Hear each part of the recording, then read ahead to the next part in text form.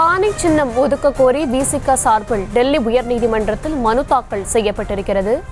பானை சின்னம் கோரி விசிக வழக்கு தொடுத்திருக்கிறது. பானை சின்னம் ஒதுக்க கோரி விசிக சார்பில் டெல்லி உயர்நீதிமன்றத்தில் மனு தாக்கல் செய்யப்பட்டிருக்கிறது.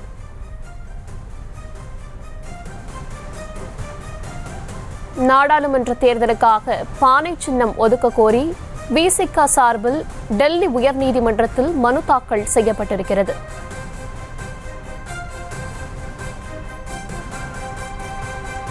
மக்களவை தேர்தலுக்காக விசிக சார்பில் பானை சின்னம் ஒதுக்க கோரி டெல்லி உயர்நீதிமன்றத்தில் மனு தாக்கல் செய்யப்பட்டிருக்கிறது.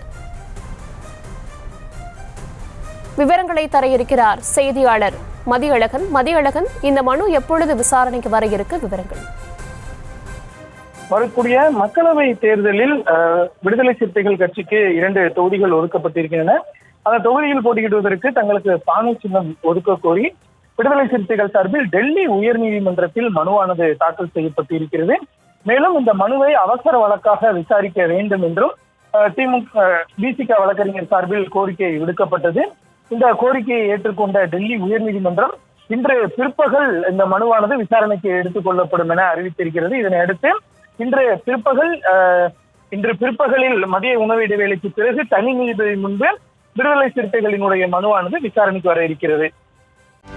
செய்திகளை உடனுக்குடனும் துல்லியமாகவும் தெரிந்து கொள்ள சப்ஸ்கிரைப் பண்ணுங்க.